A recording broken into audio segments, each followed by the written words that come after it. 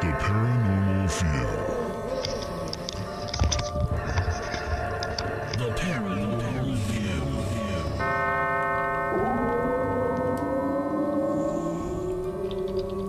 The Paranormal View. Time now for The Paranormal View. The Paranormal View on the Para X Radio Network with your host, Henry Foister, Craig Rupp, and Jeffrey Gould. The Paranormal View. Welcome, everybody, to the Paranormal View right here on the Para X Radio Network. I want to thank everybody for being here tonight. Everybody that's in the chat room and those that are listening from around the world, appreciate each and every one of you. If you are not here in the chat room, though, and you'd like to come over and join all these wonderful people, you can do so by going to para-x.com. Click on the live chat button at the top of the page, and you'll be in with all these wonderful people. And then you can also private chat messages to Jeff, Patty, or myself for our guest tonight. And we've got a great show lined up.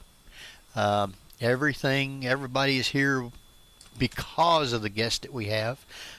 She's a wonderful, wonderful, wonderful person. She also has a show right here on Para X, and that is called Stirring the Cauldron. So we're going to have Marla come on in just a minute. But before that, I do want to remind everybody that if you are wanting to get a hold of us, you can go to the Paranormal View Fans. Oh, I heard that. I'll try it again. The Paranormal View Fans at gmail.com, and you can send us a message. You can also go to our website, theparanormalview.com, and you can see all of our bios, and you can listen to our podcasts from there also. With that in mind, we have, like I said, Marla Brooks with us, and I'm going to let somebody that lives out there with, not lives with Marla, but lives in the area where Marla lives, I should say. And I'm going to let Jeffrey introduce Marla. How's that sound?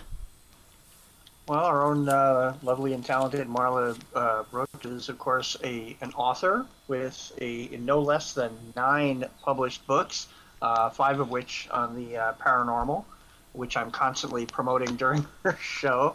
The Ghosts of Hollywood, the troika of hauntings throughout the Los Angeles area and such, as well as workplace spells and the animal magic book and such. And as Henry already pointed out, she's got a wonderful show, Stirring the Cauldron, on Thursday nights here at para-x.com. And believe me, I think that's probably one of the shows that I really go out of my way not to miss, because it's just very informative. She's got awesome guests, and she is, of course, one of the most erudite hosts, and we're so happy to have her on this Beltane, as it were, because astrologically Beltane falls at 15 degrees Taurus, which is pretty much yesterday and today. So happy Beltane all, and happy Beltane to you, Marla. Hello. Welcome, Marla. Welcome. Yeah. And welcome to your dog. Thank you. That was, I hope I can live up to that intro. That was very nice. I'm sure you can. Marla has been on our show quite a few times, has even co-hosted with me. So Marla is not a stranger to the Paranormal View, but we always love having her on. So again, welcome.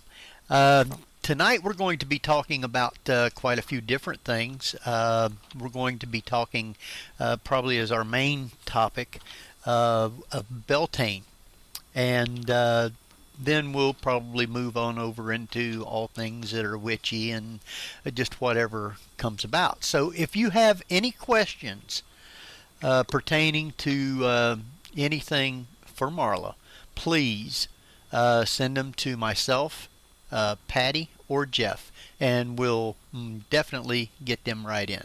So with that, what I think we'll start out with is get a little background on Marla. Who is Marla, and how did you get into the paranormal? good question. I think I was born into it. Sometimes we just don't have choice. Some people come into the paranormal by choice, people that want to do investigations and stuff like that.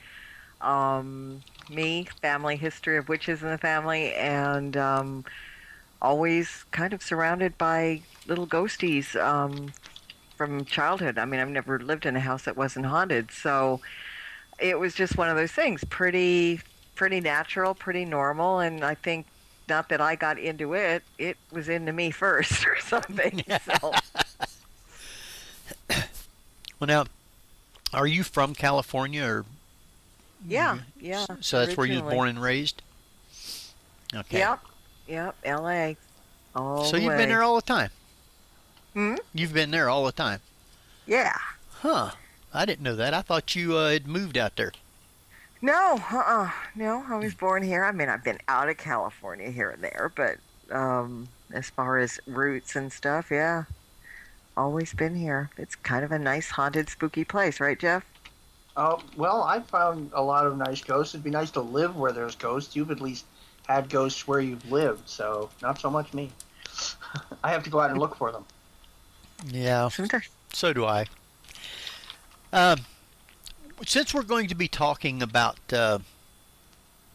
Beltane and a few other things, I think one of my first questions, because I know you're also, are you Wiccan or is that the correct thing? Well, I don't know. Pagan? I believe in a lot of the Wiccan tenets. I follow them, like the threefold law and things like that. But the older I get, the more I realize that labels aren't very important or shouldn't be placed, because people then all of a sudden think of you one way. So I kind of just say I'm a witch. An eclectic witch, so I go into a little bit of different this and that. But, people are familiar with the term Wiccan. And so it's always good to say you're Wiccan so they don't think that, you're sitting around a cauldron cursing everybody forever. But, no, I mean, it's basically I'm a witch. And which witch is which? It's just easier to say that, I mean, people know that I'm not out. I'm not dastardly. The house did not fall on my wicked sister or anything like that. So it's okay, even though I'm the witch of the West. You can drop the wicked part. But I just think witch is just a better kind of umbrella term, or pagan, either one, although not all pagans are witches, so that may be slightly incorrect. But yeah, I just, old witchy me sounds best. Which that led to the reason that I'd asked that was leading up to my question, which is because people talks about pagan and Wiccan and witches and all this. My question was, what is the difference between a witch, a Wiccan, and a pagan? Well, like I just said, all pagans are not witches, but all witches are pagans. Wicca is a religion that falls under the pagan umbrella, and all Wiccans are witches, but not all witches are Wiccans either. So, boy. So in other words, you have no clue what you are. Makes great sense to me. I'm sure it does to you too, Jeff, but kind of hard to lay it out there like that. Seriously. That's kind of the thing that confuses people so much. People think that Wicca is different than witch, which it isn't. But there's so many different kinds of religions that fall under the witch umbrella. I mean, there are dark practitioners. There are those that, actually, there's about 14 different kinds of Wicca too. There's Gardnerian, Cornelian. I mean, the list goes on. So it's really, really confusing even to us. So, just saying witch to me is the simplest thing. But most people are familiar with Wicca because they hear a lot about it. They realize those are the good witches, thinking that those are the only good witches. And here we go again with good and bad. Sure, there are people that do kind of, bad things. in the craft, but there is also people in everyday life that do negative things. So it's kind of the same thing. But we just have, thousands of years of bad press to live down, and that makes it kind of difficult. So I think a lot of people come up and immediately say that they're Wiccan just to be on the safe side. So people will not, start throwing stones or try to, throw water on them and see if they melt. Which is, when people say witch, they automatically think of someone standing around a cauldron, stirring it, and putting bad spells on people. Right. Yeah. And, I think, we all have cauldrons because they're, for medicinal purposes, for all kinds of things. But putting bad spells, there are people that do it. I don't want to do that because I don't want it to come and bite me back in the butt. I mean, it'll happen. What you put out, you get back. It's simple as that. Wiccan, for example, is an earth-based religion. So it's all about, the planet and the planet's inhabitants and all living things. And that kind of sounds good to me because that's something that we need to concentrate on rather than ourselves, which a lot of people spend a lot of time doing. But, it's trying to get the onus of all witches are bad, evil, cauldron stirring, cackling, bad spell putting out, cursey kind of people. And that's basically why I started my show. I mean, I don't think, if anybody's listened to me, they know that I'm just, we're like everybody else for the most part. We do the same things everybody does. We have good days, bad days, but we're not out to shapeshift and, eat little children.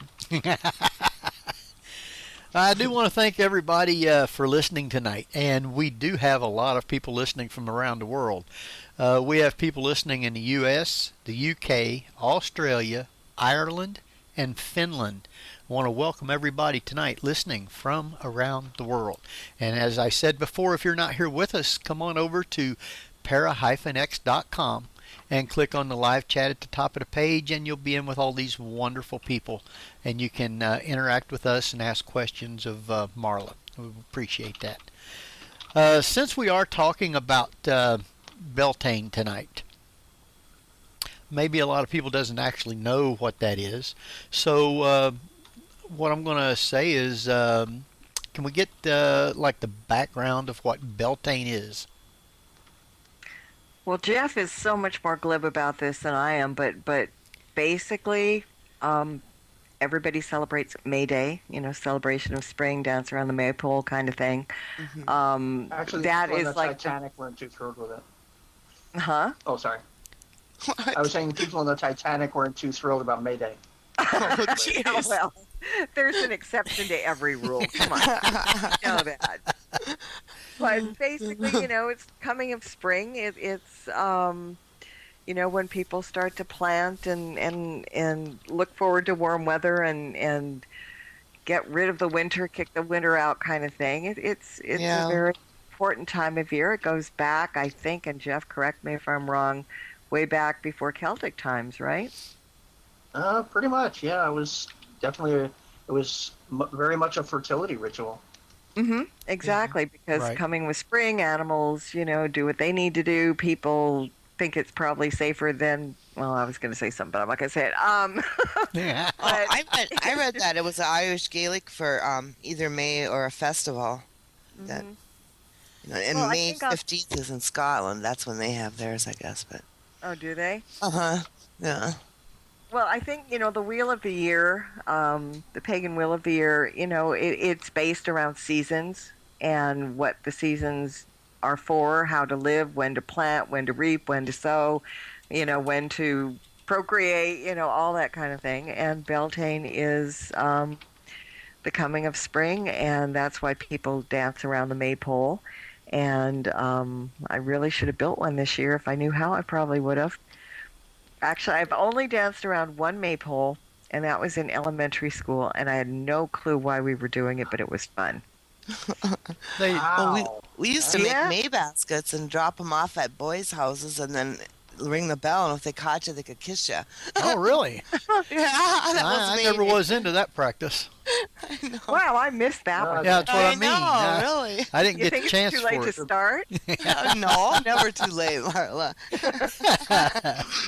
I'm guessing Marla- back in the ancient day, it wasn't just kissing that boys could do if they caught you, because a lot of people don't realize that after the maypole, the young people of the different villages would pair up and go off into the woods, and by making love, were essentially doing sympathetic magic with nature, so that their crops, their livestock, would be fertile and such like that.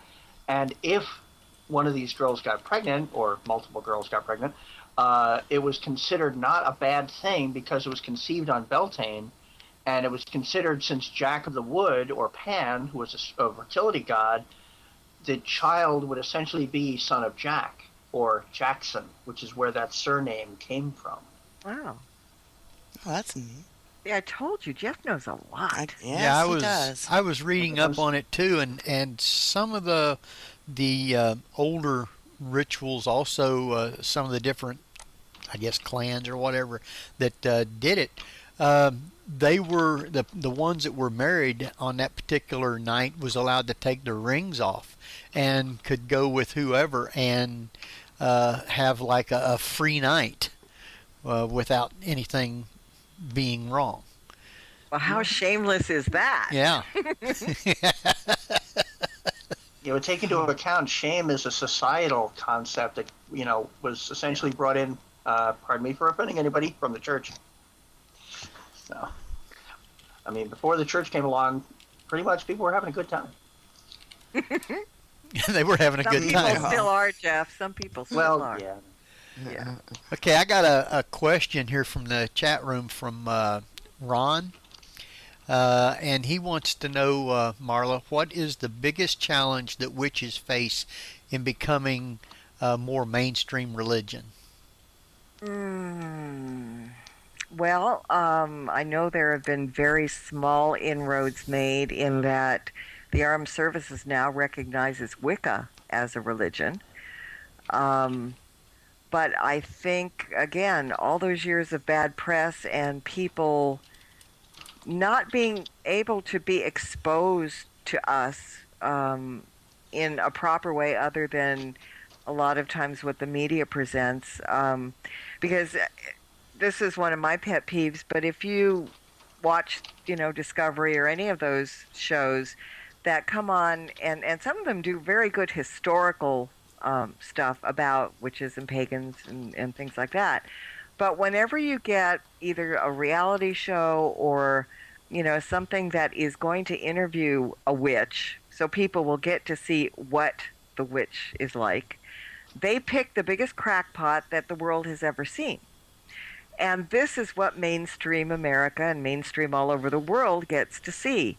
You know, the ones that absolutely look the craziest, act the craziest, because it's entertainment. And they're not going to get somebody like Jeff or like me or like, you know, you, Henry, on there because we're normal. And what good is the entertainment value there? So it's trying to get the point across.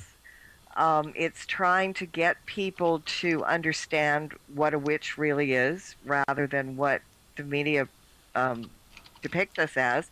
And I'm not saying all media does that, but, you know, watch any movie. Ooh, there's an upside down pentagram on the ground and they're casting a spell. You know, I mean, it just, the bad rap keeps hitting you in the head over and over and over again, and people buy into that. And you can't blame them for the most part, but we're just not out there enough to really to hit mainstream and be acceptable. But as I said, the armed services does now recognize Wicca, so that's a very small start.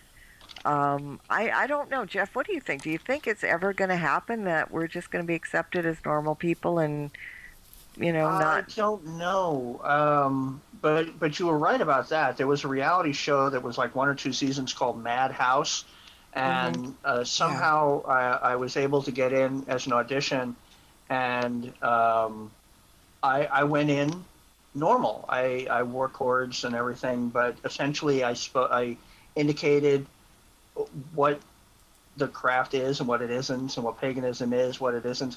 And they were asking, what would you, bring to the show? And I say, well, I would certainly help have people understand the distinctions of what this religion is, as opposed to what the mainstream media has falsely indicated. And of course, I didn't get chosen, and I checked it out, and they brought in somebody who makes Laurie Cabot look like a Wall Street business person. I mean, and I love Laurie. I mean, Laurie Cabot's nothing wrong with her, but she deliberately dresses up the part. Yeah.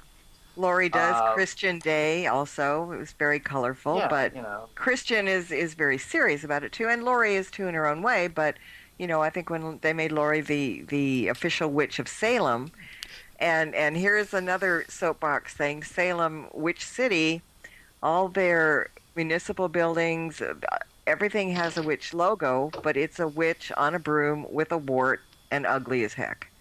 And this is.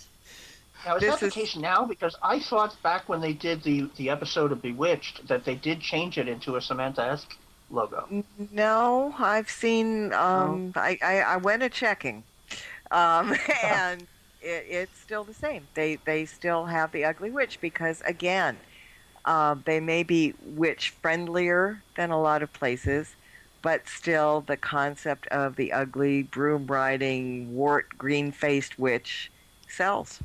They have a lot of stores there, and they want to bring in a lot of tourists.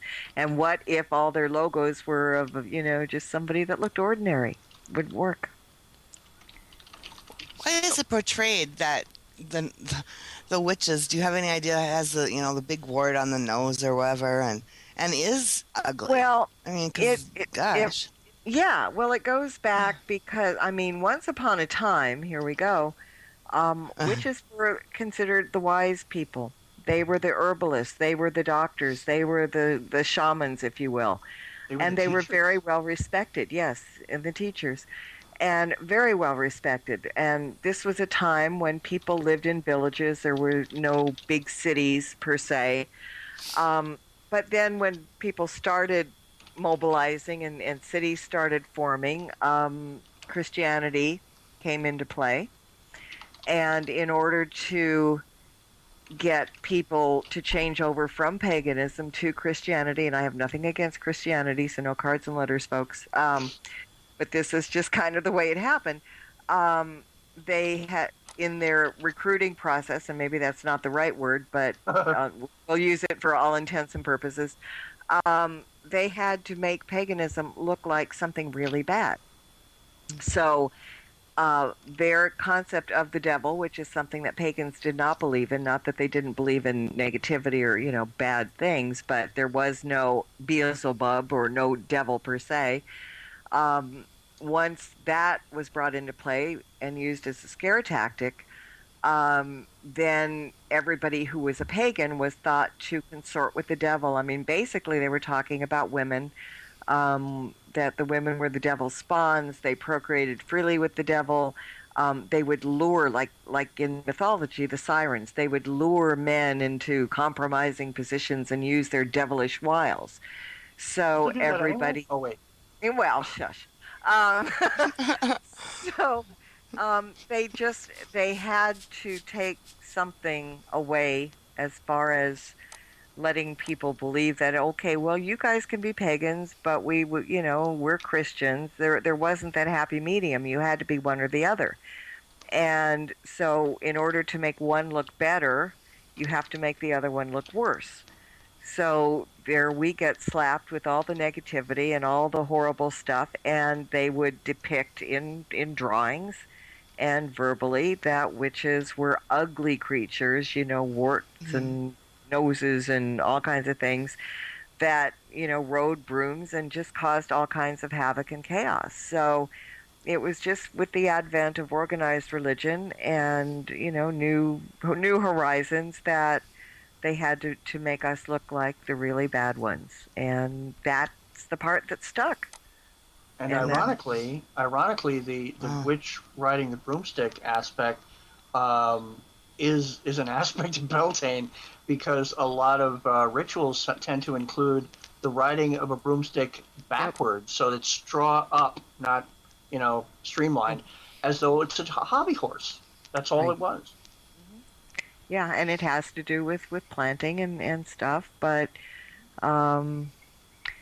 it just took a really turn for the worst, but so strongly, because Christianity took over, all the other organized religions jumped on the bandwagon. Paganism was kind of left in the sand, sort of, and it's hard to get that back. It's really hard to get that back. It had to go underground. Yeah, for a long time. And, even now, not that we have to go underground, but I was reading some statistic where they were talking about, how many people readily admit to being pagans, readily admit to being witches. And they said, they gave some very tiny number, and they said, but we know this is incorrect because so many witches fly low under the radar for fear of persecution, even in this day and age. And is that why you see so many of them that's run into telephone poles and buildings and doors? You mean those Halloween decorations? Yeah, where they fly under the radar. Half a broom coming out of a tree? Yeah. Well, I must say there probably are a few clumsy witches that have actually done that, but that's besides the point. I've seen those at Halloween. Oh, funny. Yeah. And, we have to, if all of us really took offense at that kind of thing, it would just make matters a whole lot worse. And Jeff and I were talking about this the other day. We kind of joke about it a little bit. He was referring to the fact that on occasion I'll mention having a green complexion on my show or something like that. But, you have to kind of go with the flow, but it doesn't make it easy. It really doesn't make it easy when there's so many misconceptions out there and not a whole lot of ways to convince people that they are just that. They're misconceptions. Someone's asking if I know Dennis Berkeley. I don't recognize that name offhand. Do you know who that is, Marla? No. Okay. Sorry. Now, we was talking, one of the things that you do for Beltane, and one of them is called the Maypole Dance. What is the Maypole Dance? How to describe it? If we were in Europe, if we were in Britain, it would be just flip off the tip of my tongue. Jeff, do you have a clue of the origin of that? When I did the Maypole back in New York, because there was a group called New Moon New York, and they used to do Beltane in Central Park, and they would bring in literally 5 flippin' telephone pole-sized maypoles, and people brought their own ribbons, and they was recommended to be red and white. And white symbolized, obviously, purity, and red symbolized occasionally the blood, which occasionally takes place during a first time, let's say. That's a good way of putting it. And which is, as I say, how people got paired off. At a Ren fair I attended, they indicated sometimes they would actually have a girl stand on the pole, and as it wove around, it tied her to the pole.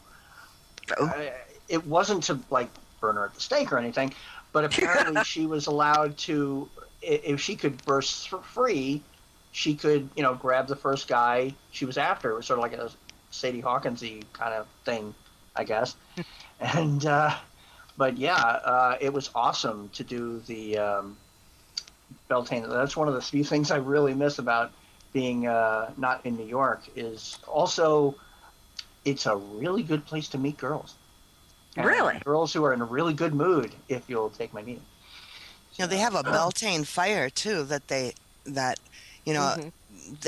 have everyone get rid of all their fires and they start a new one, and it's like a celebration of fertility of land and their animals and stuff. And women braid their hair. Couples that are married take off their wedding rings and stuff. They're allowed to. I guess that's pretty strict in that era, but. Well, also you've got two aspects of the Beltane bonfire. You've got you can do a single bonfire, but a lot of times they'll build two fires and you go between them, and that purifies and burns off the negative energies that's built up over the winter and such. And usually Jeff, winter or inside. Yeah. Isn't it also kind of hand fasting and Beltane kind of go hand in hand because 'tis the season in a sense? Sometimes, I guess. Never really thought of that as hand fasting as an aspect of May Day, but it's entirely possible if people want a May wedding. It could be like, because a lot of times hand fasting lasts a year and a day, and then the couple can choose either to formally make it permanent, but it's sort of like that year and a day is like a trial period, and they're legally married, but they're they can always say this just isn't working out. Yeah. What is that then? Sorry. Hand fasting is sort of like a pagan or marriage ceremony in a sense. Yeah. Oh, okay. Yeah, and that's why they said that then. All right. Yeah. And cool. What they would do is when it came down to the pronouncement, they would hold their hands wrist to wrist, and the officiator, who was usually the town wise woman and witch and all, would essentially tie their hands with a cord. And they couldn't untie the cord until they consummated the wedding. Okay, wow. Which is why a lot of times, depending on where they do it, they make the pagans will make arrangements so that they have a private place to go and manage to pull it off, as it were. How to put that better. Also take into account that also means you're still wearing clothes. Back when I was in New Jersey, I used to go up to the Ren Fair up in Tuxedo, New York, and one of the costumers with fantastic Ren Fair garb, one of the things she did as a side job was they had this large barn-like structure, and they held hand fasting weddings and pagan weddings and Ren Fair weddings. And one of the aspects it points out in the flyer was it had a hayloft, so that during the reception, the couple would go up to consummate, and then it had a little disclaimer: this does not preclude interruptions. So that's interesting.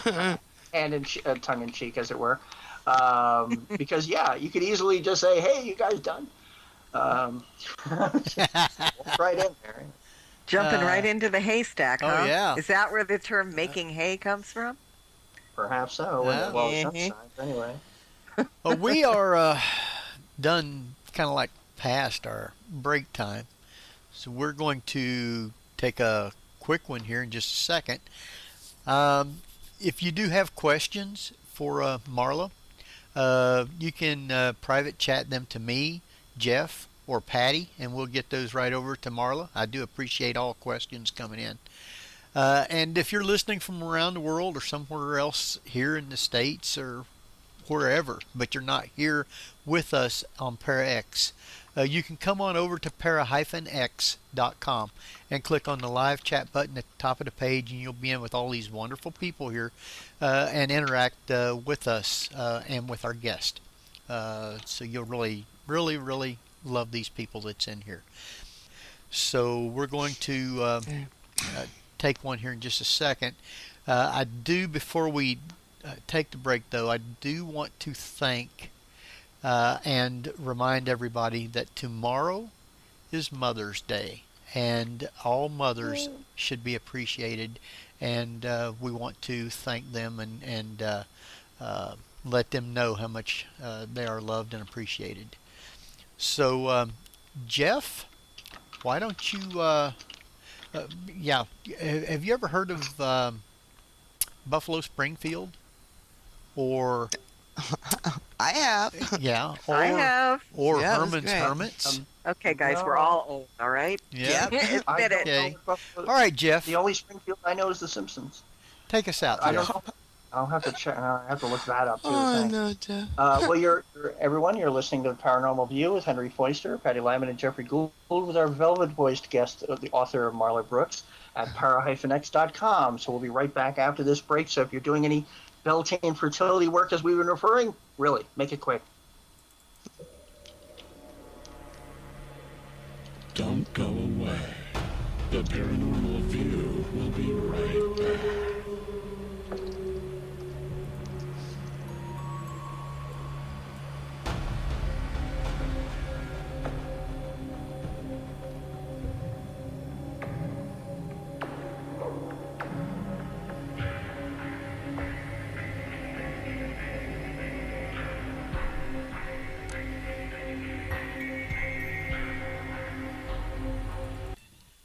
Welcome back, everybody, to the Paranormal View right here on the Para-X Radio Network. Appreciate everybody for being here tonight. The chat room is just buzzing with loads of people in here. So if you're not here with us, come on over para-x.com, click on the live chat button at the top of the page, and you'll be in with all these wonderful people. So with that, we want to continue on with our guest tonight, Marla Brooks, and we're talking about Beltane and all things that are witchy. So appreciate you being with us tonight, Marla. And I understand that you tried to get your microphone and headset fixed a little bit. Did it help out any? Actually, yeah, it did. Maybe I'm onto something. All right, that's good then. Glad you can hear better now. Yeah. It would have been nice if I could have said, well, I just raised my wand and fixed it, but hey, that would be a lie. Well, you raised something and fixed it. May not have been the wand, but your finger did it, right? Hit a little button. I think so. It does help, though, when you have things off. Yeah. Because of the Skype, and it is frustrating when it keeps, the sound goes in and out and you can't hear everybody at the same time, and you miss right a now, lot. you guys are like a breath of fresh air, so hey. Yeah, I have another question from the chat room. It is from Karen, and she wants to know, did you choose to be a witch, or did it choose you? I think it chose me. In my opinion, you don't have to have witch in the family. Blood doesn't need to be, generational and stuff. In my case, it was. There are a lot of people that choose to be witches. They change their religion, and that's a good thing. But in my case, it was always there. When I was very young, I would always hear whispered stories about my great-grandmother, the village witch. And it just it's always been in me. I've said this before, but at a very, very young age, when everybody was checking out Dick and Jane, I was, my favorite book was The Littlest Witch. And they should have probably, from the library, given it to me, because I think I dog-eared the pages so badly and knew it by heart at one point. So I think it's in my blood. I know it's in my blood, but I think a lot of people that have it in their blood choose not to do anything with it, but somehow it just fit for me. Now, when we do the rituals and everything for Beltane, what are some of the things that you need to do the rituals with? Well, there's so many different rituals and so many different things that people do. Again, the maypole is a ritual. Spring flowers, there's Beltane. I have Beltane incense here that I burn. I kind of use Beltane as kind of a spring cleaning type season because it is spring. So, I take my broom and, brush out all the negativity, open the doors and windows and just kind of clean things up for spring. A spring cleaning thing, but there are 1,000 different things that people do, and a lot of it's very individual. You kind of do what fits, because this is the thing. In witchcraft, there is no dogma. You're not taught to do, you got to do this, and you got to do this, and you got to do this. There are things that everybody kind of does.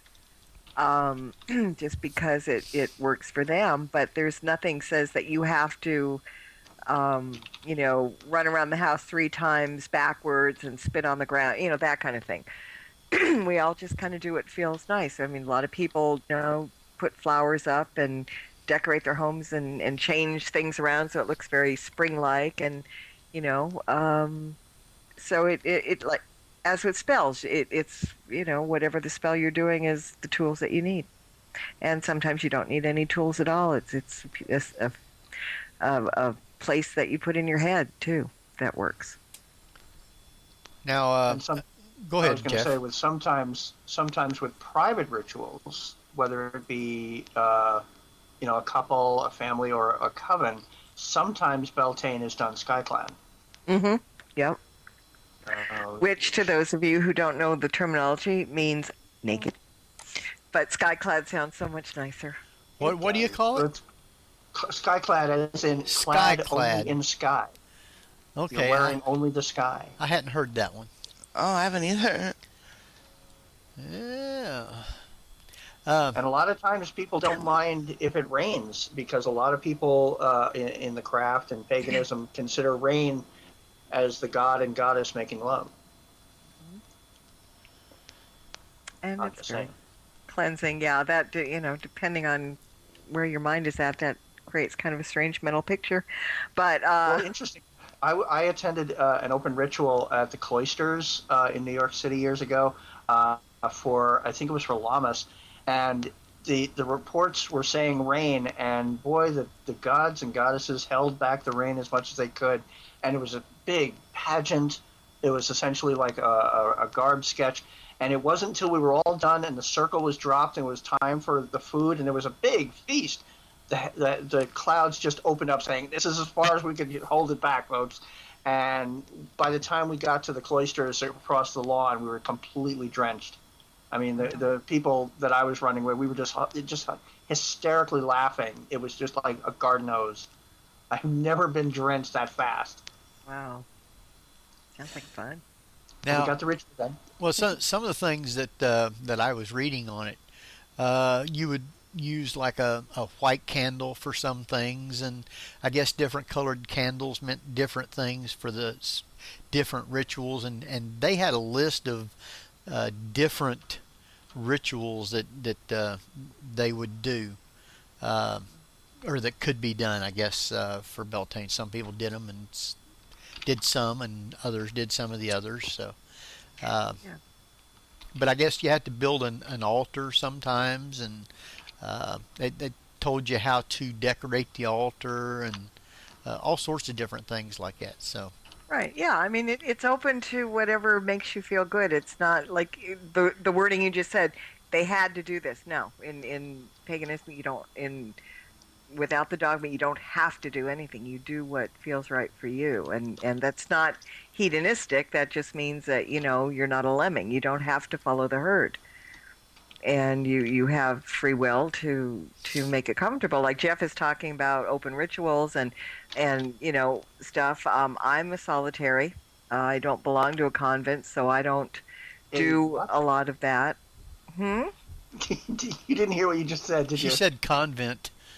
Yeah. Yes, you did. Yeah. Yes, I did. That's bad. Yep. That was how Freudian was that? Given what we were talking about before. Yes. Okay. Retract and say it again.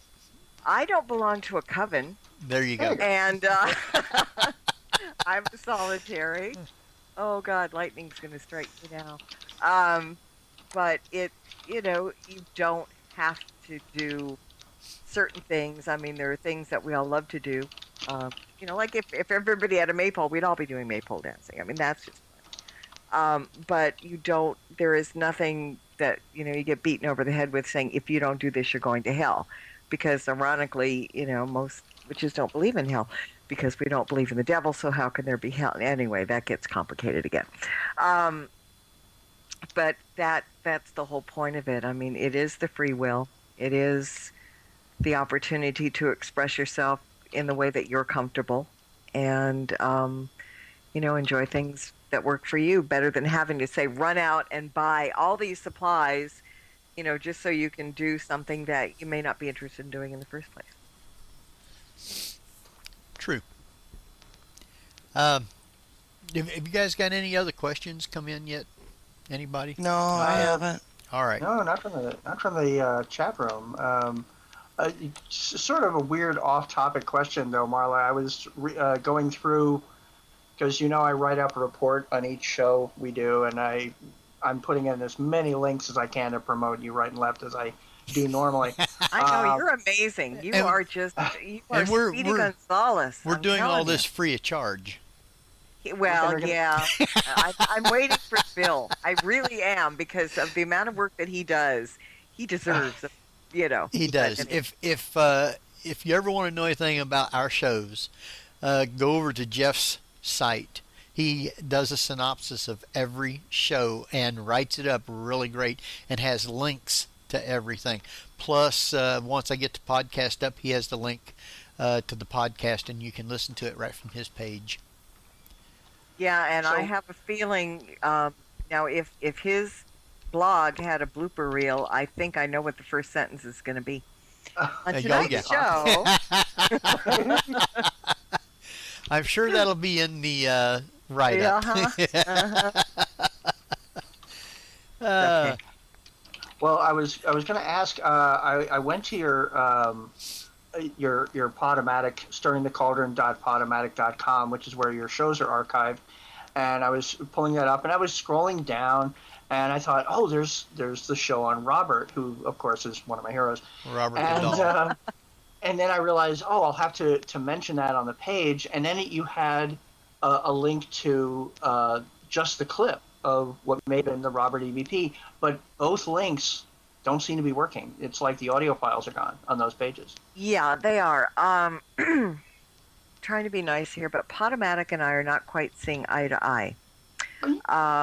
We're having some bandwidth issues, and so a lot of this stuff, in order to put any new shows on, you have to take old ones off. I have to take off the old ones, and I've been actually posting most of the new shows that are in fine working order on ParaX on demand, which is someplace that that people can go to download most of the shows that are on. And that if you look there, Jeff, you might find it at ParaX on demand, because that's a fairly recent show. But the Podomatic, I try to get as much up as I can, but they only give me bandwidth once a month, and then if 3 people download my shows, it's over. And yeah, so that's where you went astray, but it wasn't your fault. Okay, no, that gives me someplace else to go get your stuff. Okay. Mm-hmm. Now, you, Jody in chat is saying, let's talk about Robert the Doll a minute. Yeah. Jeff, what Robert is one of your favorite entities? Robert the Doll. Yeah. No, that night you had that show. It was excellent about that. Yeah, Robert's a little creepy doll. Yeah. Did you get to go see the doll? Huh? Have you gone to see the doll? Oh, hell no. Where's me? No, okay, to just a little background. The first show I did about Robert the Doll was with a woman that was Robert's, for lack of a better word, keeper at the San Martello Museum in Florida. And during the course of the show, we were talking, and I kept hearing things in the background. Now, the museum used to be a casemate. The whole area was a fort, and Robert is in the casemate. And she swore to me that she was alone. We talked before we got on the air, and she says, I'm here alone, and, with all the displays, and Robert is here, and this and that. Swore up and down that she was alone. And so during the show, I kept hearing like a man's voice in the background. And I couldn't make out what it was saying, but I thought, she said she was alone, and how rude is it if people are coming in and making noise and interrupting, because it seemed that she was slightly distracted, but more importantly, it was like, I was like, that's not right, when we were going to go to break. So during the break, I said to her, are you alone? And she goes, yeah, why? And I said, well, did you hear anything? And people in the chat room were hearing it too. This was the interesting thing. They were hearing whatever noise too. So we went and we finished the show. And the next morning, Mike Lear was producing my shows then, and Mike got a hold of me on Skype first thing in the morning with an OMG in caps and exclamation points and everything else.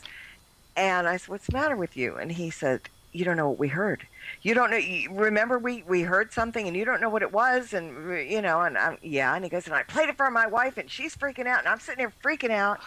And I said, "What is going on?" And he said, I've taken it and I've kind of enhanced it a little bit and cut the noise out in the background. Well, what we were hearing very loud and clear was this voice saying, "Robert, I'm Robert."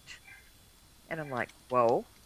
And it was really, really creepy. And then there was like a giggling kind of noise and stuff. And so we sent it over to the woman. And I said, "Have you ever heard anything like that?" And she goes, "I swear I was alone." She goes, "No, this is really, really weird." And then I sent the clip, where Mike did too, a couple of people who are not EVP experts, but close enough.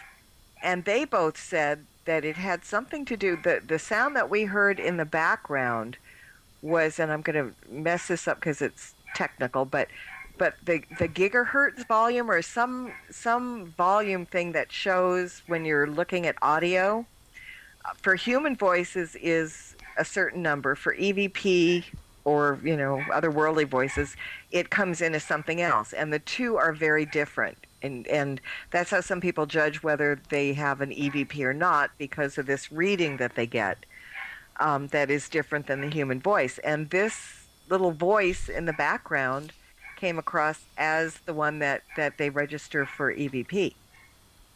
So that's just kind of little creepy, because it was really like this naughty little giggly boy. And it wasn't a little boy's voice. That was even stranger. It was more like a man's voice. And then there was this horrible growl.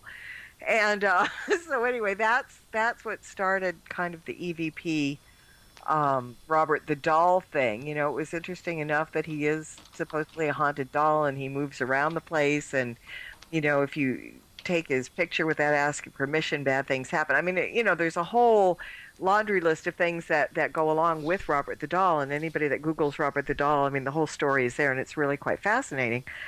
But the fact that we got this EVP, for lack of a better word, I mean, it wasn't exactly an EVP because we could actually hear it. We just couldn't hear what it was until it was enhanced. But it was, the Robert myth has perpetuated since then. Yeah, I really, if I ever can get out to Miami and such, I that is something I would definitely do. And of course, I would certainly ask permission before taking photos. Well, yeah, that and anything else, I mean, you got to be nice. She was saying that they get letters to Robert asking forgiveness. Yes. It's honestly, it's true. It's true. They get all kinds of letters about things that have come up in pictures that have been taken. Somebody went in and took, somebody that takes pictures of auras on people, and they went in with this special camera or something, and strangely enough, Robert has an aura. And there were no humans around him. He's, in a glass case and everything. But Robert the doll has an aura, which is even creepier. Oh, really? What color is that? Do you know? Or? Yeah, it's on one of the Robert websites. Just Google Robert the doll aura, and I think you'll find it. It's multicolored. It was quite nice. Oh, actually. wow. Oh, okay. But for something inanimate to have an aura is rather... Isn't that very rare?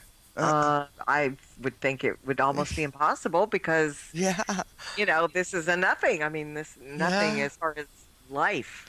So it's taken on its own. Wow. Yeah. Wow. Yeah. So now on the on-demand page, it only lists Robert the doll, so that's the most recent one, right? It's not the old one or the clip, right? Right. Well, I've got the old shows and the clip, so... Oh, cool. I'll figure out some place to put them. Or I'll send them to you, Jeff. You can figure out what to do with them.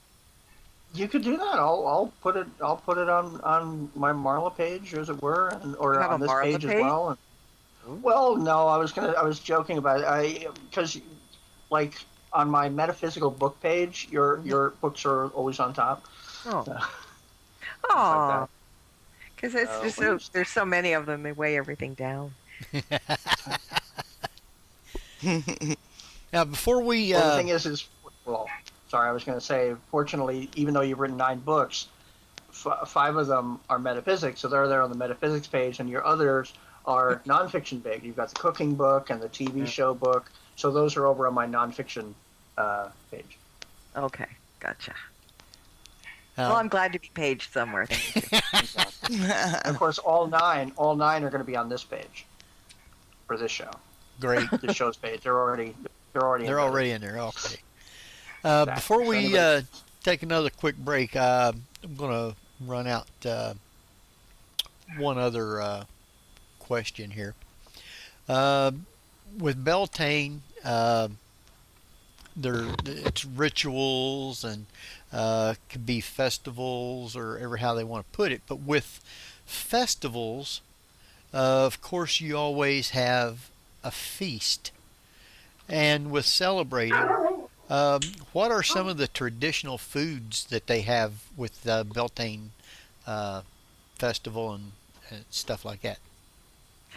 Well, I would think the bounty that is blooming and available now, spring things, the new crops kind of thing, fruits and veggies and fresh stuff like that. Probably, the usual, the baked breads, the sweets and everything.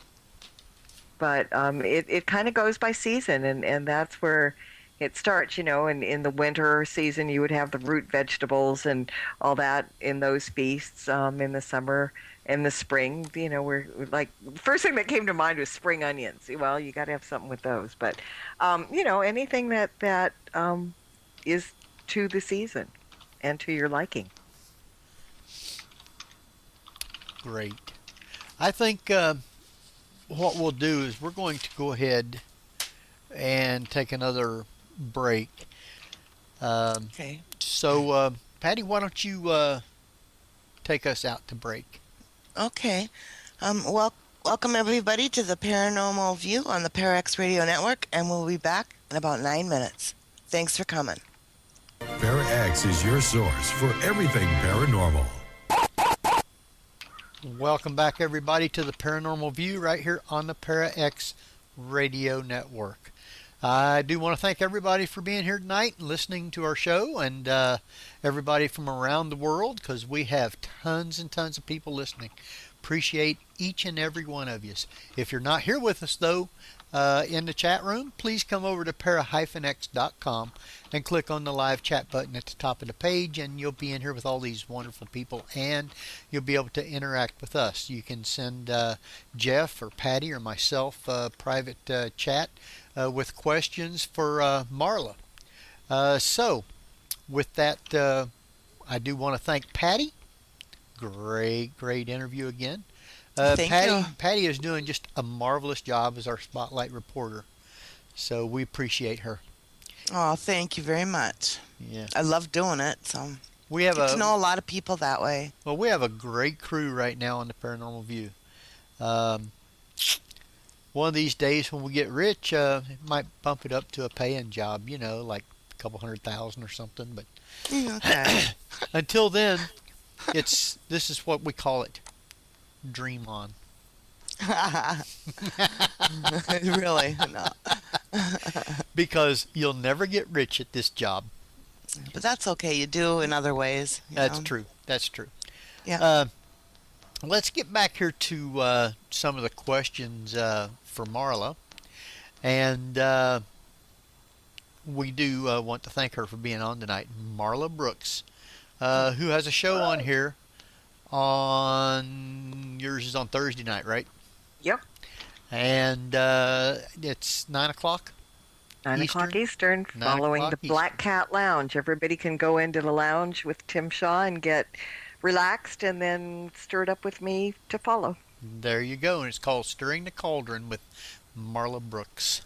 But we are glad to have her on with us tonight. So, getting back to Beltane and all things witchy, we know there's a lot of talk about this one particular type of thing, and it's called fairies. Is fairies in the rituals or the traditions of Beltane? Well, I kind of believe in fairies. I know they're all around, and I would think that they would probably be rejoicing at the sun, too. What do you think, Jeff? I guess so. It's not something we normally come. That's a very good question, but it's a head scratcher. Well, I lived in a house that had some sort of a fairy-like entity upstairs, and we had a dark elf in the cellar, and we had a ghostly piano party. Anytime if you were home alone and went into the bathroom and closed the door, you could hear the piano playing and people chatting and glass clinking and everything. But the minute you opened the door, it would all cut off. Oh man, party poopers! I checked to make sure how that worked, because I was told when I was living out here, my girlfriend was living with my mom, and she told me about this phenomenon. I'm like, okay, I'm gonna have to check that out. And when I came back visiting, I checked, and sure enough. And it was the weirdest thing. And I pulled the plug on the refrigerator to make sure that wasn't making the noise. And I have no idea what the heck happened. But I came back out here, and my girlfriend was going to move out. And she went to my mom and said, are you going to be okay here all by yourself? And my mom goes, oh, yeah, I'm sure probably the ghost will play the piano for me. I'm like, nice telling me, Mom. Oh, what an experience. Yeah. Now, Marla, I have to ask, you have some of the most creative ad banners to promote your upcoming shows. Do you do that, or does someone else do that for you? No, I do my own banners. I guess it's an outlet. I do Reverend Tim's as well, and some of the things for the Reverend Witch show. So I love making banners. I think they're fun. It's a good challenge. Well, that's neat, yeah. But thank you for the compliment. Yeah, they are really good, though.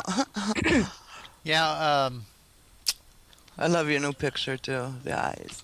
The eyes. Pretty eyes. I've had a couple people say they won't click on it to blow it up because it would be too scary, but that's all right. Oh, no, it's not. You got beautiful eyes.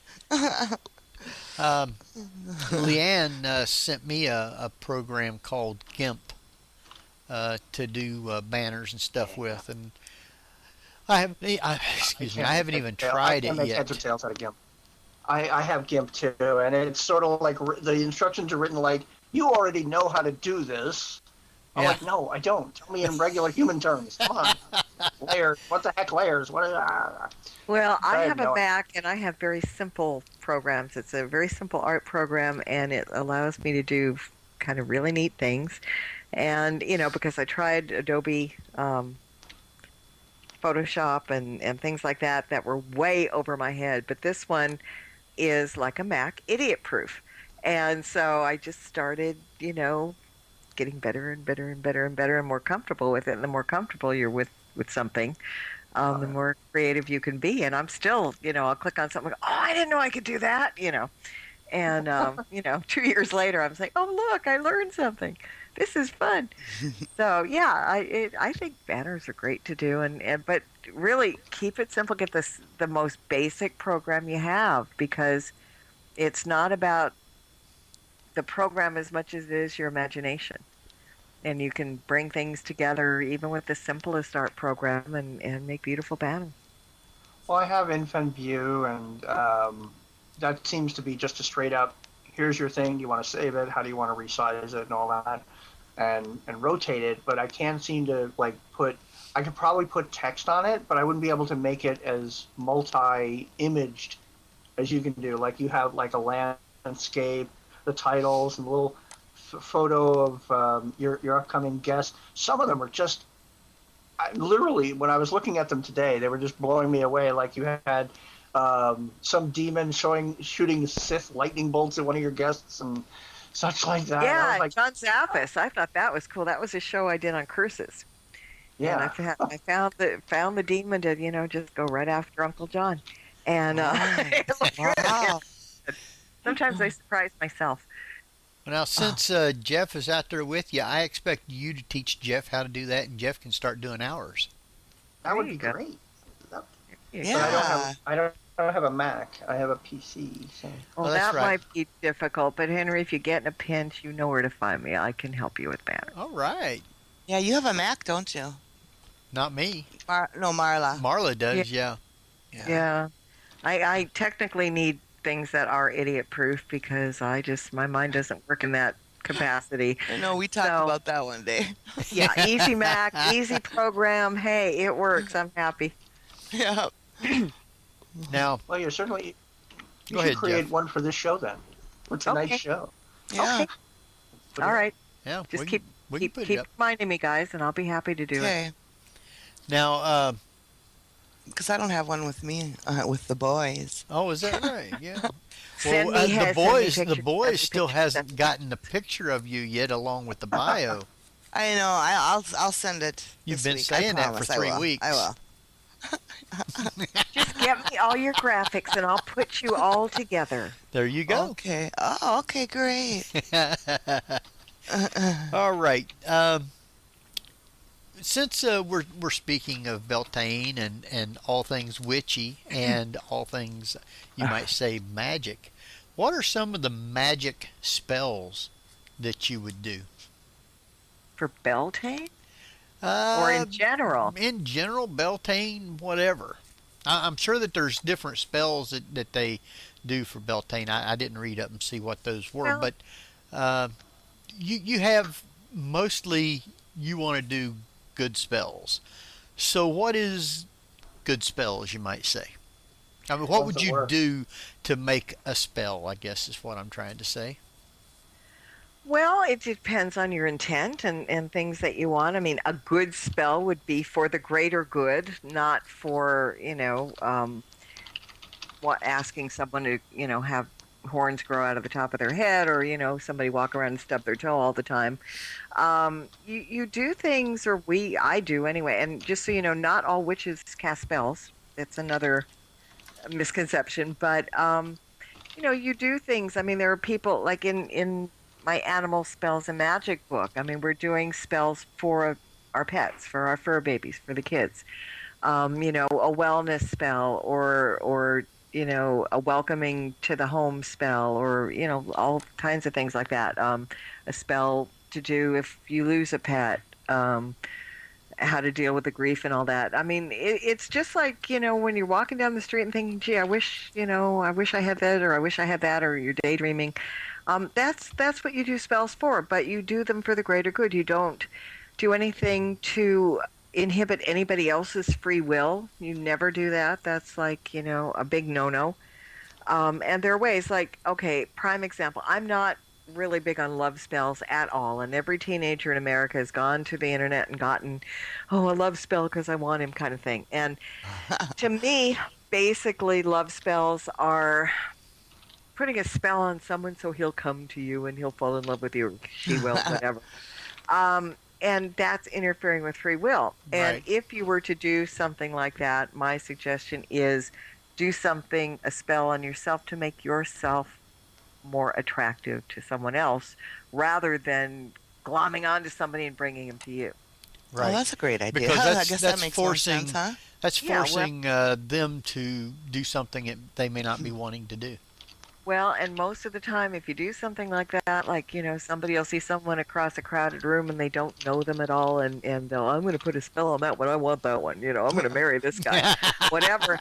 And, you do it and it works, right? Then you come to find out that either this is a mama's boy, this is someone who's done hard time Axe in murder. jail, axe murderer. Yeah, and then what do you do? Right. I mean, Of course. it's like not thinking before you do it. I mean, it's always nice to kind of, fantasy, wouldn't that be nice? But, there's a tremendous responsibility. And we talked about this on my show, Tim and I, last week, about paranormal accountability and responsibility. But when you cast a spell, you don't just do it for one thing and say, okay, well, I need this, I need money, but because you cast a spell and I need money, you could be taking it out of someone else's pocket. You cast a spell on somebody, it's not only going to affect that person, it's going to affect all the people around them. You don't want to be like a politician. Oh, wait. When you're casting a spell, you're putting it out in the universe and it causes ripples for good or for bad.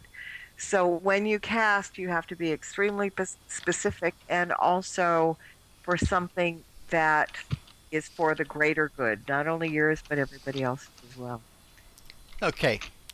So let's don't say a love spell. Let's say you want to put it on yourself, like to make you seem more attractive or whatever.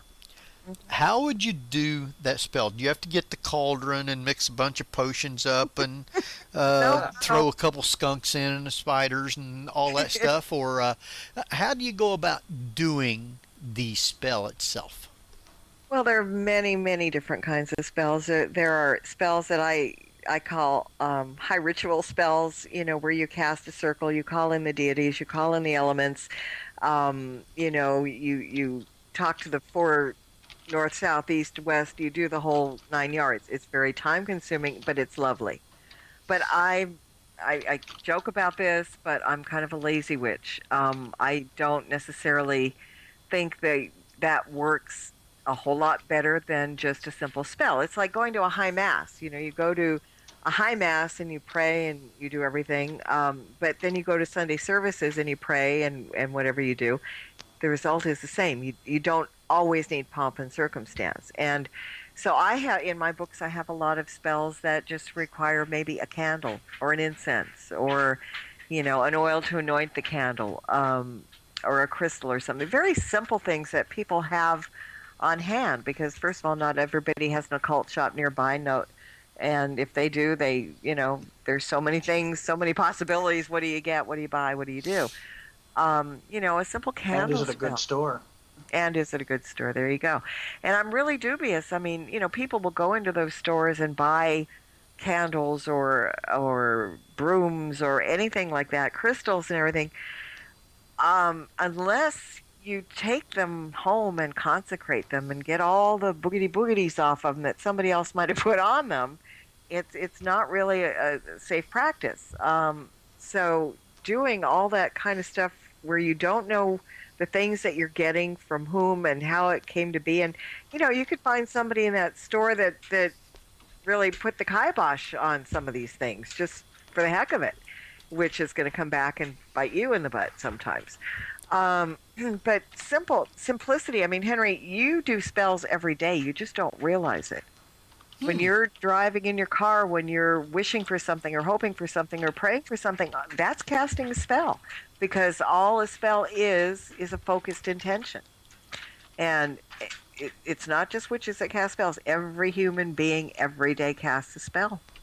Right. And I think to those who are Christian and stuff like that, it's called prayer, not casting a spell, but it's still the same intent and idea. It is. It's putting your... Yeah, go ahead, Jeff. I was going to say Ceiling Cat is still waiting from you to get the George Clooney spell. I know. Gosh, she asked for the hard ones. She really does. Marla has not caught the right toad yet. That's right. And if she's, if I were to do it unthinkingly, she might end up with George of the Jungle. So it's got to be done the right way. Do people ask you if you would do a spell for them, like to win the lottery or something like on that kind of end of the spectrum? There are people that have asked for things like that, but I don't usually respond because greed is not a good reason to do a spell. And there are people that really do need the money. Yeah. But there are other ways to do it. Exactly, like work. Well, yeah, but I mean, a lot of, I mean, it's human nature to want to take the easy road. Oh yeah. And so it says, we could do a spell for that, and that'll make it all better, but it doesn't. If you were to do a spell just for that, suppose you didn't need the money, suppose you were just greedy, and you did a spell to get more money, and you did a really good spell, and it worked.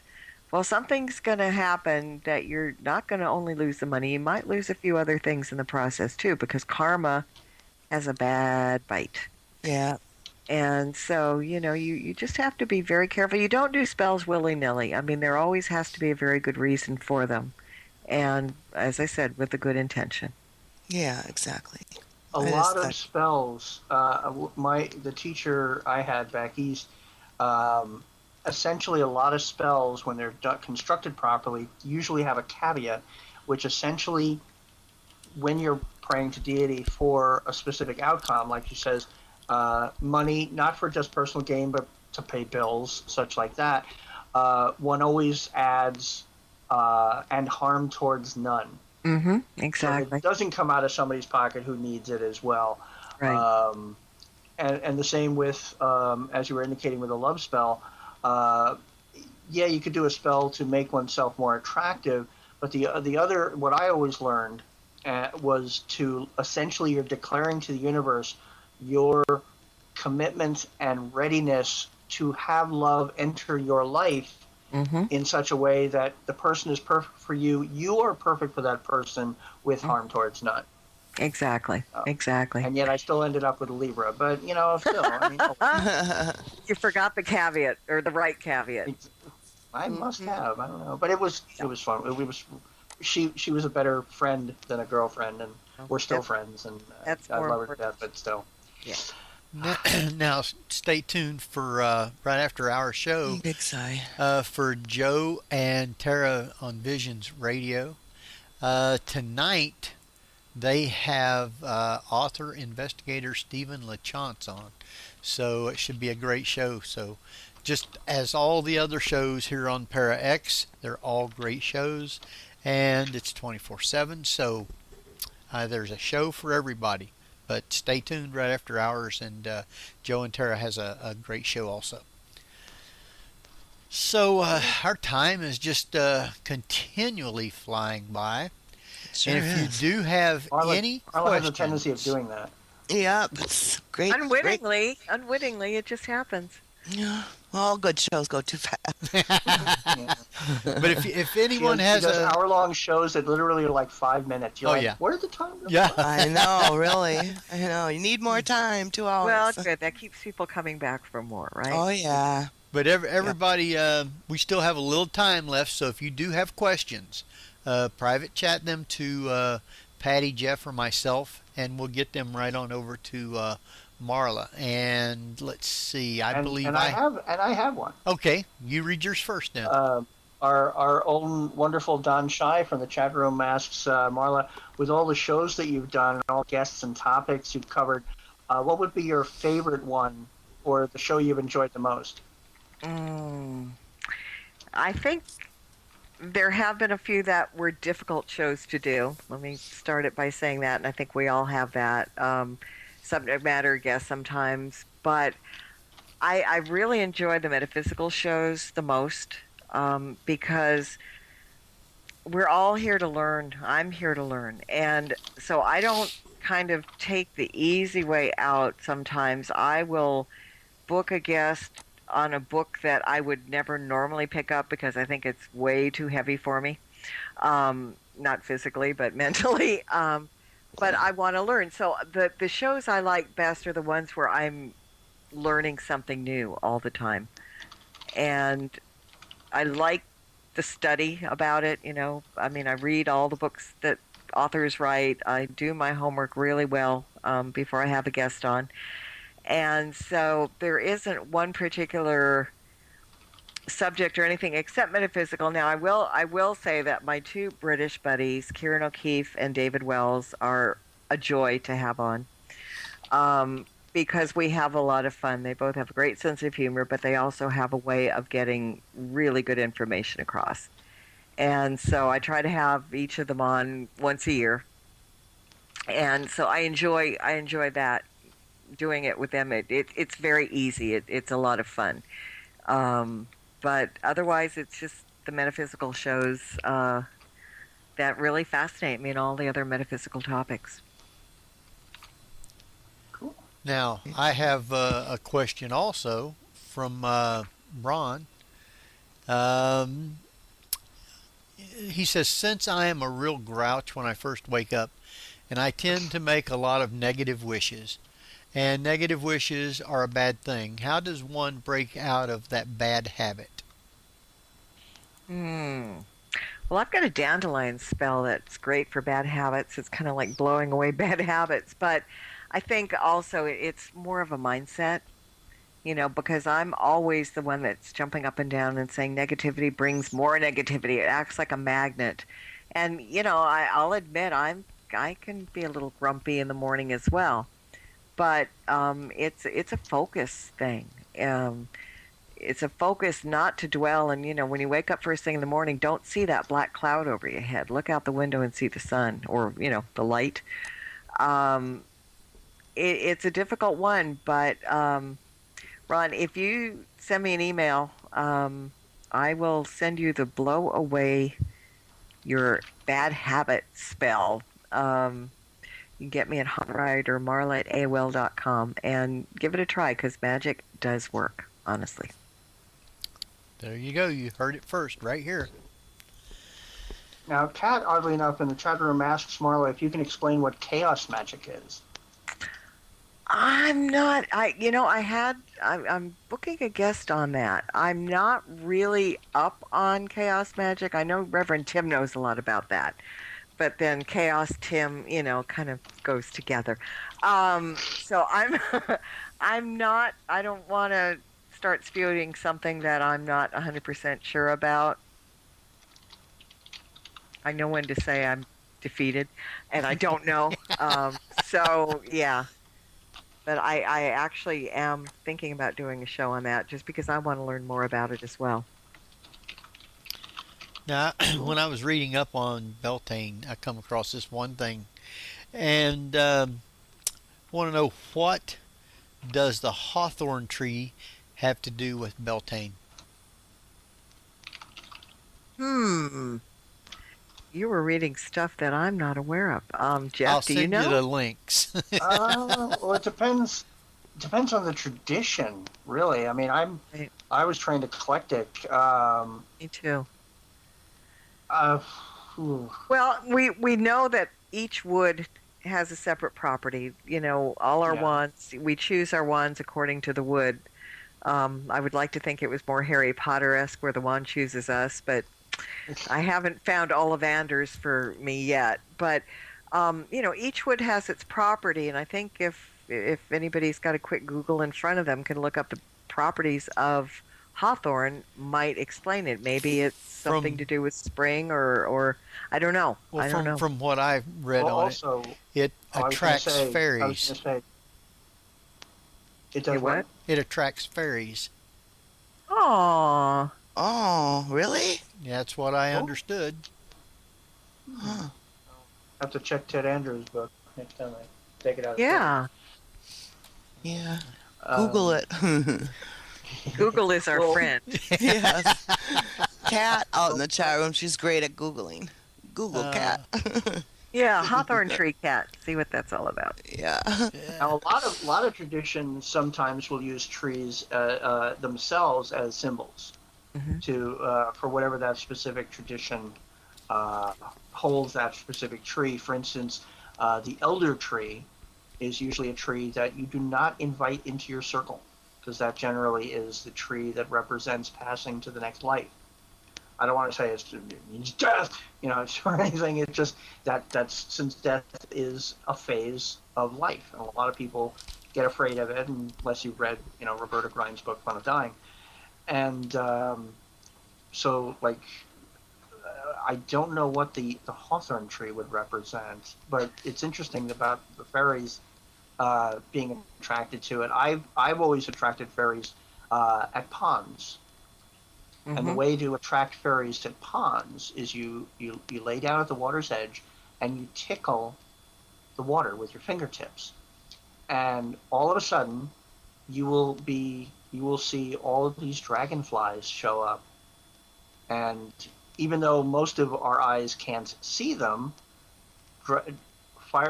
water fairies love to ride fireflies. Wow. So, Well, I found out something very interesting about fairies at one point, that everybody thinks they're little Tinkerbell-like things, little creatures. But there are fairies that are 6 feet tall, and not all fairies are good. And all of a sudden, I got this impression in my head of this Mondo fairy, you know, almost like an ogre kind of thing. But there are bad fairies, and there are huge fairies. They're not all Tinkerbells. Well, the Fae as a species, like you say, can be large. Yes. Technically, a banshee is a fairy. Yeah. Yeah, and we all know about banshees. Oh, really? Okay, wow.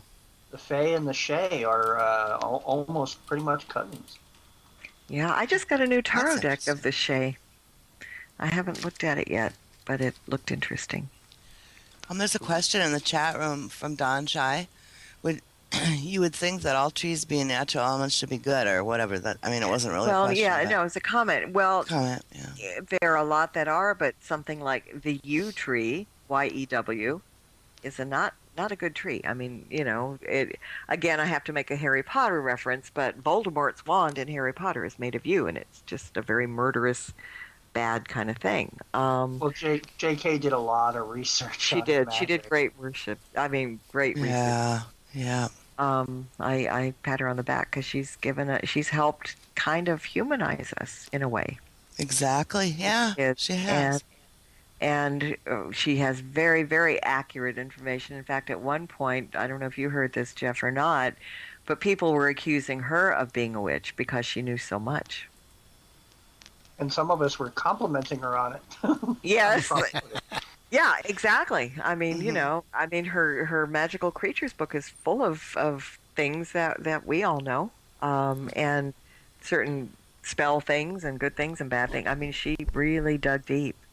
Now, and, it's said that Sybil Shepherd, if she's not a witch, she's possibly pagan. I've heard that. Apparently, she even thanked. I think she was winning an Emmy or something, and essentially made sort of a vague reference to goddess. So you never know. Yeah, I've heard that, and I, will venture a guess to say that there are people out there that are not out of the broom closet that a lot of people would be very surprised to find out they were practicing. Yeah. But it's, again, afraid to, especially somebody in the public eye, to come out and admit something like that. They will get the stink eye from a lot of people. Oh yeah. It's still not acceptable and this is what always kind of gets me, because even in the paranormal world and people that believe on the other side and believe in karma and believe in all this still are a little dubious about witches. And we para people are the open-minded ones. So if it is in our own realm that there is still suspicion and fear and not a whole lot of education, imagine what it is in the mainstream. Yeah. Now, since our time is dwindling real quickly, I had one other thing on here, and it is, have you heard of, or what is, the Green Man? Oh, Jeff, I'll let you take that one. You know why? Because Jeff was on my show one time, and I made a banner of him with the Green Man. That was a long time ago since I've Yes, been a guest on your show. Yeah. The Green Man is similar to the Jack of the Wood I was mentioning earlier. He is a forest deity. Maybe not a deity, and not exactly like a mascot. Entity, maybe? Yeah, sort of like an elemental right. kind of a figure, and essentially represents the fertility of the harvests, as opposed to the livestock. Pan is more like sort of the deity of the fields as well as the woods, which is why, yes, in the fields you have your cows and your sheep and your goats, and you need those to procreate so that you have your milk and your cheese and your meat when it comes down. But in the woods, with both Pan and the Green Man, you have the prolifics of deer, which come in handy. And of course, this is all back when we were an agrarian society. that we needed to go out and hunt and occasionally get a deer or a bear or something, and they need to have a good population so that they don't thin out too much. So, and also the green wren, doesn't he represent the good as opposed, the light as opposed to the dark? Yeah. Although he's probably amoral, he's not like, it's not like he goes around saying kill people. By the same token, it's, as you say, back then, when they sort of, Beltane ended up turning into a puppy pile, as it were, that was nothing of which to be ashamed. A puppy pile, I like that. It takes a village to have an orgy, I guess. You have a way with words, Jeff. Yes, he does, isn't he? Exquisite. Well, we're down to just about 10 minutes, and I think what I'll do is, before we get ready to start wrapping up, sometimes we like to do this, and I'll ask Marla, is there any questions you'd like to ask us? Oh, I've been around so long, I know some of the answers already. Let me think. All right, Patty, since you're the one I know least about. Oh, no. I had a feeling you were going to say that. Well, yeah, I mean, it's the bullseye right there on your forehead. So what got you into the paranormal world, and how did you find us at Para X? Well, my first paranormal experience was after my father had died, and he was, I was wide awake, and he came to the foot of my bed. And then I've had other paranormal experiences since then. And I got this computer that I hadn't had for quite a while, and I've always been into the paranormal, and I always listen to a certain radio station that's on at midnight around here from somewhere else. But and then I was just looking for all kinds of different paranormal shows on the internet, and I came across Para X, and I would go in a lot in the mornings, and there were 3 people there that kept talking me into staying, so here I am, and I'm so glad they did, because I love it. Yeah. Glad you are too. Okay, Jeff, I've got one for you. Okay. So we've lived, about a mile apart, and I mean, this is over a couple of years, and then you moved in one direction, I moved in the other, but we are so much closer than most people that get together, going to events and everything cross country. Why is it we've never gotten face to face? I know. Wow. We certainly still need to check out a couple of cemeteries. Yeah. I mean, we're I know you're in the valley now, right? No, I'm actually near Pasadena now. Well, now you're even closer to me. Oh. Jiminy. Well, yeah. Well, the thing was, Marla, you didn't hear our first show of the year, did you? No. My very first show on January 1st of this year. Yeah. Oh my God! Hang on, my friend is smoking cigars outside, and I'm choking.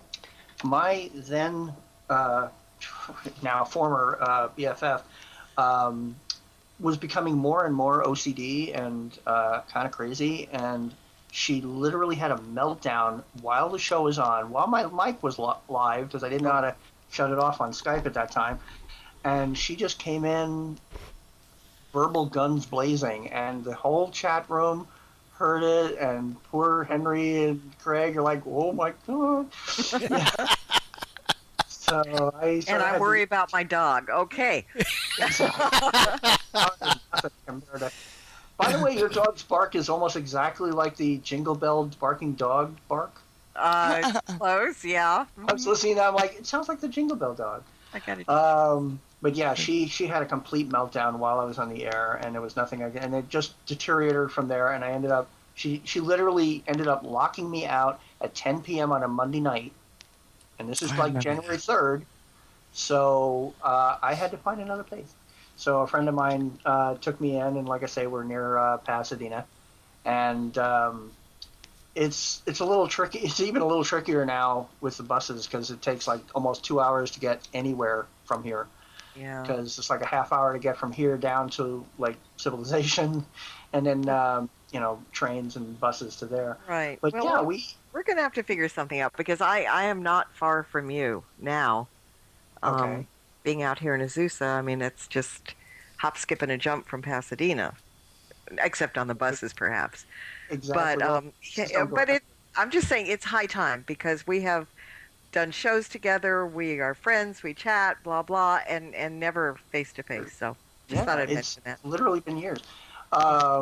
We should. Well, also you'd indicated who was it? Oh, the guest. Was it Karen O'Keefe? Or David Wells that was on the show that when I talked to him at Christmas, he was supposed to come out to the States sometime after New Year, but he never made it for whatever reason. Yeah. So, there's StuCon in August. That's true. And on Friday the 13th, there's a walk through Linda Vista. Oh, I saw that. Linda Vista is creepy, but the neighborhood is creepier. Really? Really? I grew up in New York, so come on, Boyle Heights, come on. I had no problem with it. And I was walking. I walked from the Gold Line right to Linda Vista without a problem. Boy. But have you investigated Linda Vista? No, I haven't. Not yet. It's really cool because I spent the night there at the event a few weeks ago. Yeah. And I may have experienced something that I'm still trying to wrap my head around. I haven't gone through all of my audio, but I may have seen a shadow person. And I met someone who really saw a shadow person. I mean, there was no two ways about it. She saw a shadow person, didn't realize it was at the time. She thought she was looking down the corridor, and she thought she saw an upturned table that was blocking a door. So she thought, oh, it's a table on its side, or mind matrixed this figure into looking like a table with its leg out. And then she turns away for a second, puts the light back down the same corridor, and all of a sudden, there's the door. Nothing's in its way. So she kind of freaked out about that. And I met her and her friend, and I had just taken a photo up on the top floor. And while I was taking the photo in the pre-flash the digital camera tends to do, I saw a silhouette of a head and shoulders at a lower level than myself. And I took the photo, and the photo, of course, just shows the wall, didn't show anything. But I'm thinking, what did I just see? Because the camera was in front of me, not behind me. So what was throwing a silhouette when no one was with me in this long, empty, pitch black corridor? Oh. And since the girls and I were hanging out, investigating together, I said, can we see if we can replicate that effect? So they stood at the far, far end of the entrance of the corridor. I went down to where I was so to see whether or not anyone in the doorway may have shown a light. But the shadow was the same height as myself. So the shadow person that I may have seen may have been much smaller than me, almost child size. And apparently there are children ghosts in there. Wow. So, like... Well, we're down to just a few minutes. Marla, I want you to give you a chance to give out your emails and website addresses and your show times and all that good stuff. And then I'll let Jeff give all his stuff out. All right. Well, I can be easily found on Pair X Thursday nights at 9 o'clock Eastern for Stirring the Cauldron. My website is marlabrooks.com. Easy enough to remember. I'm also on Facebook, Marla Brooks, so you can find me there. And, anybody interested in getting any of the books, they can be found on Jeff's website. They can also be found at Amazon and Barnes & Noble and, anywhere else that books are sold. So that's about it.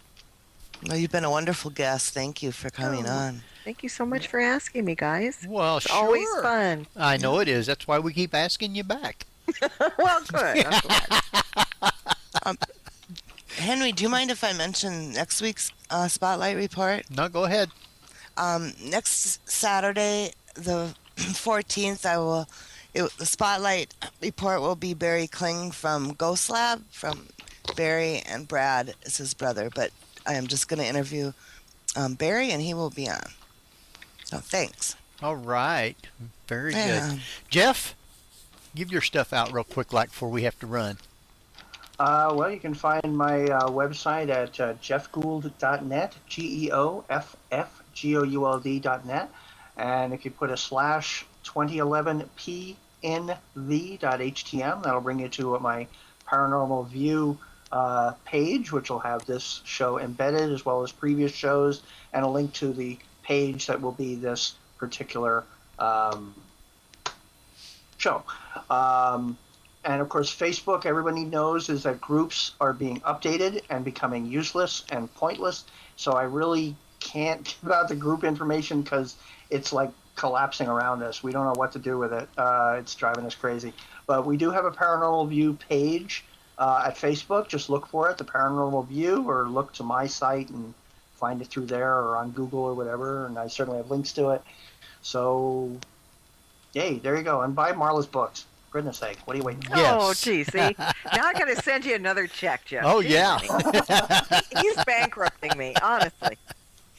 And you can find us on Facebook, The Paranormal View.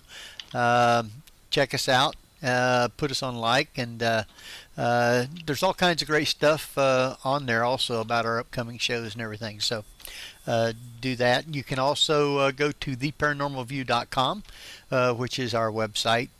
And we have bios of all the show hosts on there, and also, of us.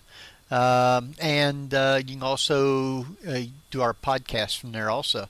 So there's different ways to get our podcast. You can go to The Paranormal View at Podomatic.com, and you can listen to our podcast there also. So with that, stay tuned for Joe and Tara on Visions Radio right after our show, and it is time for us to jump and run. So I'm going to go ahead and say good night. This is Henry Foister. This is Pat Lynham. Good night, everybody, and happy Mother's Day to all the mothers out there tomorrow. Happy Beltane. Happy Mother's Day from Jeff Gould. All right. Good night, everybody. We'll see you next week at the same time.